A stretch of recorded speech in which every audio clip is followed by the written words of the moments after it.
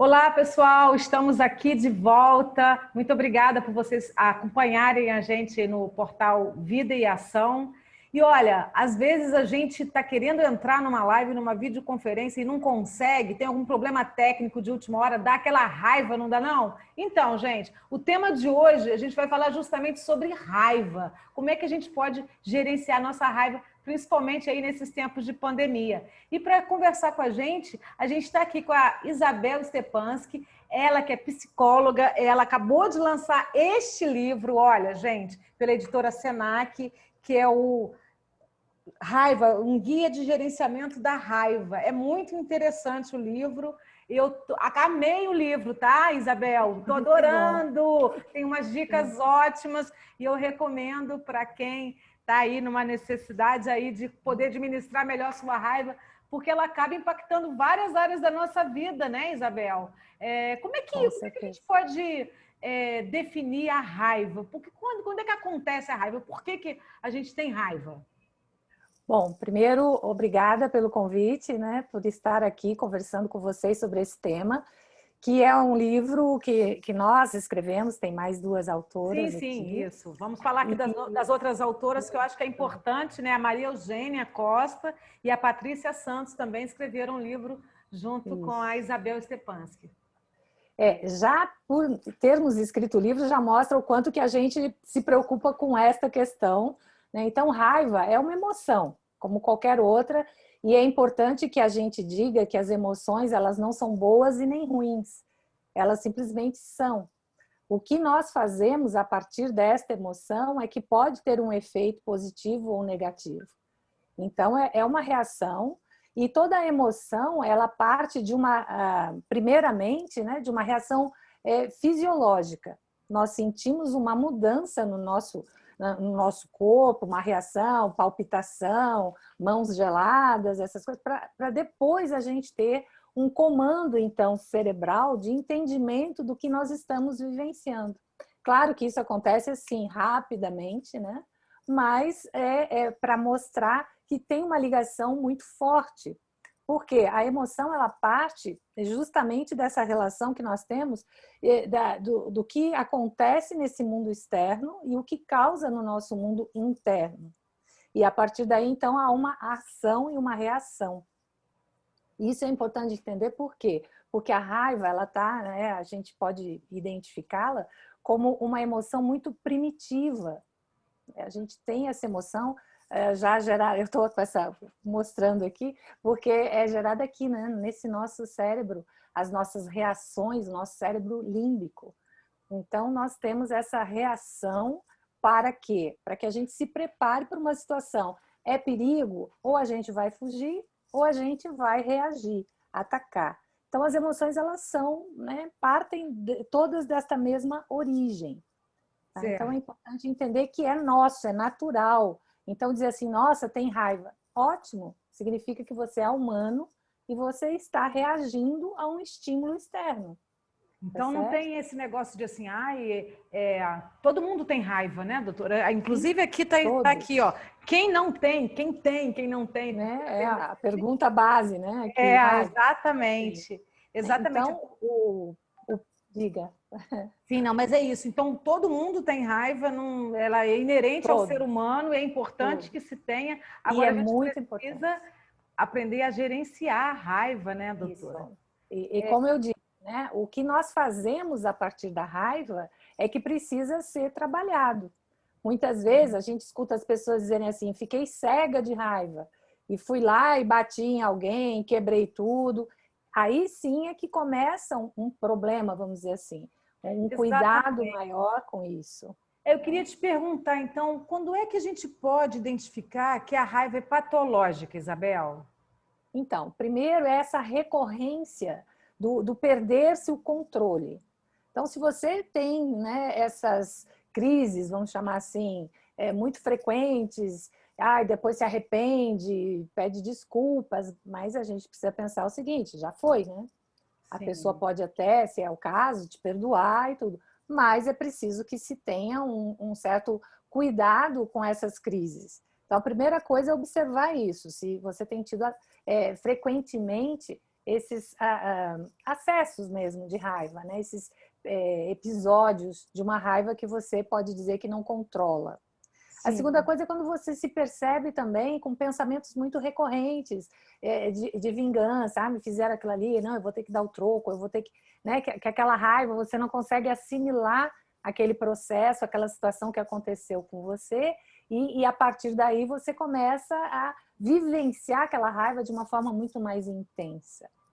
Por isso a ideia inicial, né? Então, é uma emoção válida, mas é preciso que se tenha atenção a como você a tem manifestado. Tá Certo. E certo? quando a raiva fica muito exacerbada, é hora de procurar uma ajuda profissional, né, Isabel?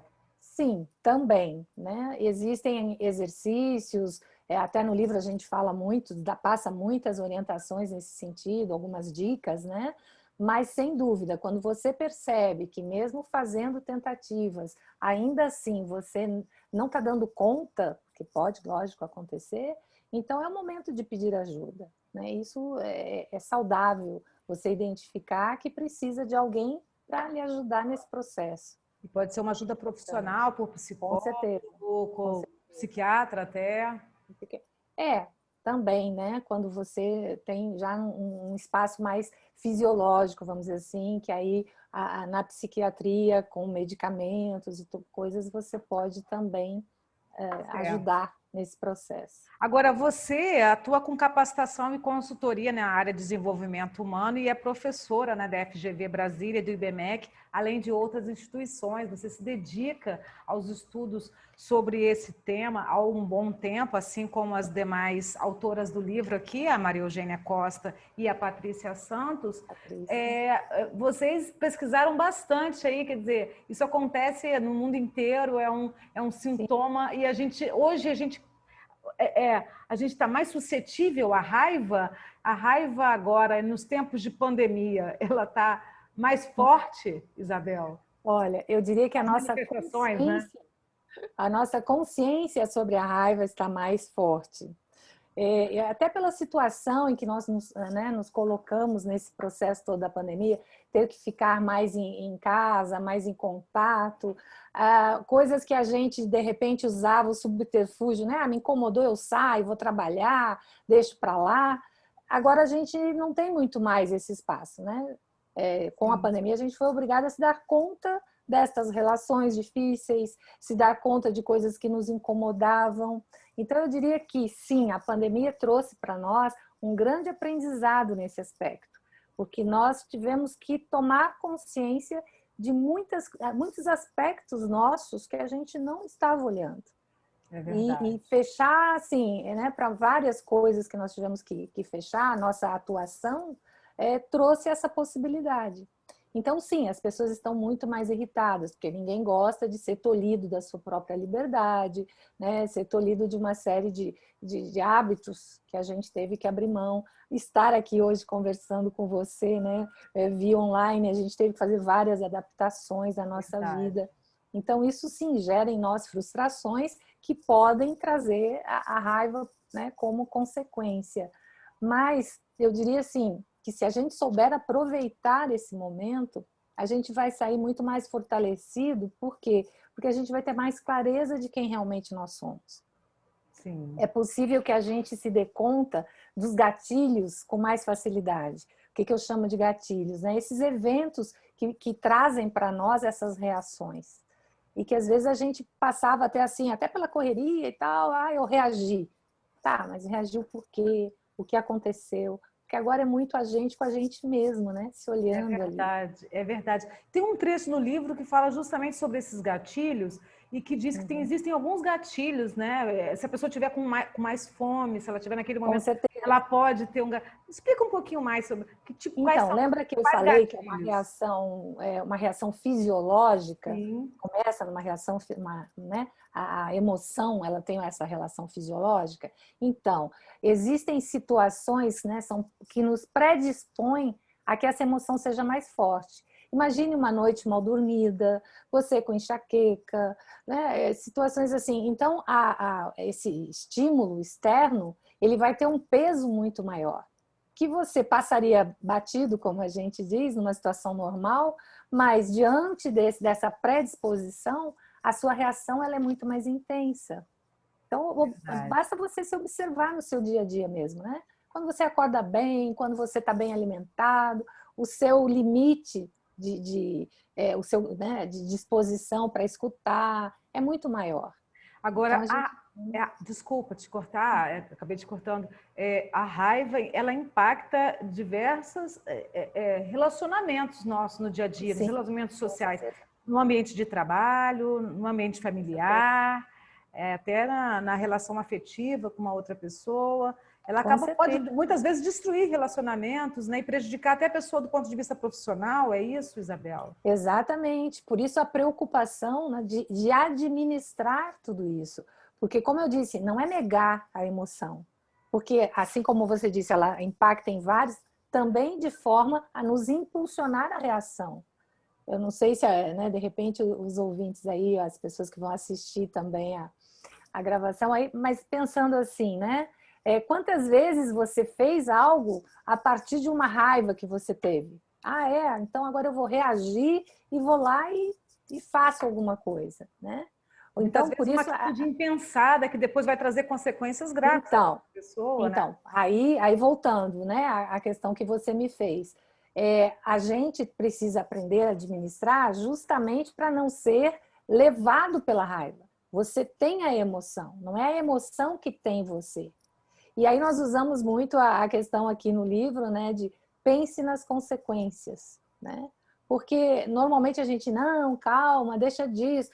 Eu não sei você, mas eu fico muito mais irritada quando alguém me diz, calma, se eu estou naquele momento de raiva, né? Quer me ver mais irritada é dizer, calma. Então, o máximo que a gente deve fazer para um momento desse é dizer para a pessoa, olha, pense nas consequências, porque é isso que nos vai mobilizar a não agir daquela forma. Seja em relacionamento pessoal, profissional, porque sim, né, mal administrada, má administrada, a raiva pode trazer consequências que depois não adianta. E a pessoa acaba recebendo aquela peste de ela tem um temperamento explosivo, né? Isso. Existem muitas crenças, muitos mitos, a gente até aborda aqui no livro isso, né? Mas é importante entender assim, né? Até tem uma brincadeira, uma troca de palavras, né? Que as pessoas, não, eu nasci assim, a minha família toda é assim. Então é pensar, né? Existem os cromossomos, mas existem o como somos, né? E a gente se construir a partir de quem é que a gente quer ser efetivamente, né? Como a gente quer manter as nossas relações. E a partir daí é esse autoconhecimento, essa autoobservação.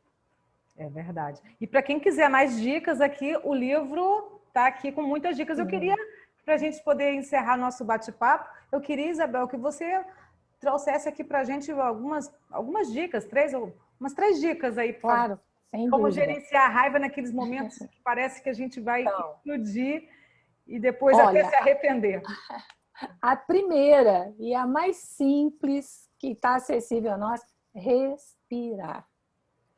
Lembra que diziam assim, não, conta até 5, respira, vai passar? É verdade. Por quê? Pelo acesso fisiológico mesmo que a gente tem de resposta, né? A gente fala a resposta rápida do nosso cérebro é a reação. Mas se você dá aquele tempinho, que é o tempinho da respiração, você acessa o seu aqui, né, o frontal, e aí é capaz de tomar uma atitude mais racional, mais coerente, e não simplesmente de reagir. Então, a primeira coisa, tá se sentindo, e aí por isso a importância de perceber o corpo, que está entrando em tensão, que está ficando rígido, que, né, assim, se preparando, opa, tem algo aí, é um sinal. Respira profundamente. Você é simples assim, tá? É a primeira coisa que eu diria para as pessoas, usem isso. A segunda coisa é também entender se você está nesse processo aí de estou cansado, não dormi bem, estou com fome, evite de se colocar em situações que você sabe que pode trazer a você esta emoção, né? Que você vai se irritar. Então, não vai tratar de assuntos difíceis quando você se percebe numa dessas situações já, né, antes desse momento aí. que seja noite mal dormida, dor de cabeça, enfim. Outra coisa é ir para exercício físico mesmo, né? Fazer uma yoga, fazer até uma luta, dependendo de como você, né? Uma arte marcial, de como você lida com isso, porque é aquilo que eu falei, é para tirar mesmo essa energia toda do corpo. Então tem muitas coisas, desenhar, escrever sobre isso, pega lá o seu caderno, põe lá no papel tudo que está te irritando. Então, É e ali no importante, livro né? também, né, tem outras coisas bem legais para você. Ótimo, gente. Olha, então a gente vai encerrar aqui o papo com a Isabel Stefanski, ela que é psicóloga, é uma das autoras aqui do Guia de Gerenciamento da Raiva, que a gente está falando nesse domingo, na nossa sessão Ler Faz Bem, do portal Vida e Ação. Acompanhe a gente, né, no nosso site www.vidaeação.com.br e também nas nossas redes sociais, no Twitter, no Instagram, no Facebook e no YouTube, ok? Até o nosso próximo bate-papo, gente. Muito obrigada. Tchau, tchau. Obrigada, doutora. Obrigada, Isabel Stefanski. Obrigada a Sucesso você. aí, Tá. sucesso no trabalho com o livro. Muito obrigada. Obrigada, obrigada. Tchau, tchau, gente.